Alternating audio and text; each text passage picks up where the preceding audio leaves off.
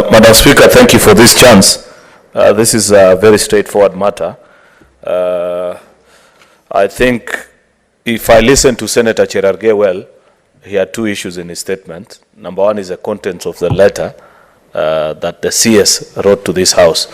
And you are a member of SPC. You know, in SPC we had very serious concerns about the tone and the language that he used in his letter. So I want to assure Senator Cheruoyot that when CS Ababu finally appears before the Senate, before he responds to any question, we will first take him on the contents of that letter. So that's a separate topic. I don't have a problem with his failure to appear today because he wrote in good time and said that unfortunately I am out of the country. And as SBC, when we sat down, we agreed and said, fine, we will grant him the opportunity next week. The only other problem I have, Madam Speaker, is that there is an increasing habit by our cabinet secretaries, where when they are invited to appear before the House, they use very junior officers to respond to us and tell us, oh, I will not be appearing. What is so difficult for a cabinet secretary to go through his letter to Parliament and respond to us? Because when you write, we don't write to their principal secretaries. We don't write to their chief administrators in their ministries. We have written to them. And I agree with Senator Cheruoyot that CS Duale, a long-serving and standing legislator of great repute, has a lot of mentorship to do in cabinet.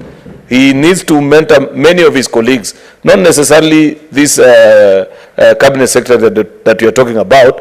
At least his letter I see has been responded to us by the principal secretary. That is still not satisfactory.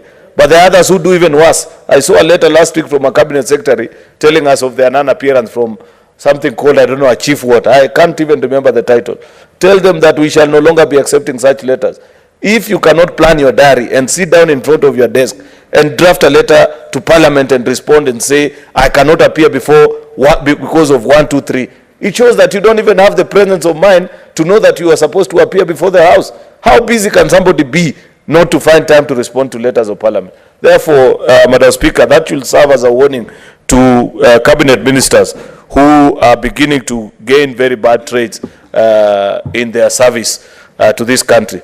Therefore, with those remarks, Madam Speaker, I beg to agree with colleagues who are saying that since the CS notified us in good time that he shall not be available due to work commitments, then we can excuse him.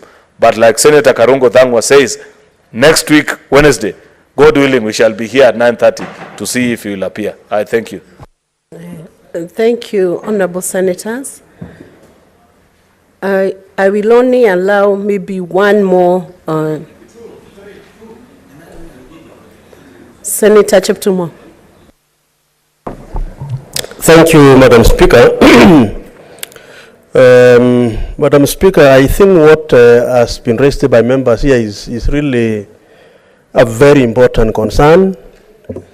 Madam Speaker, you recall, I think 3 weeks ago, when one of the ministers was supposed to appear here, members in this House, Madam Speaker, were able to express their concern. And I recall actually we requested the Speaker to issue a communication from this House expressing the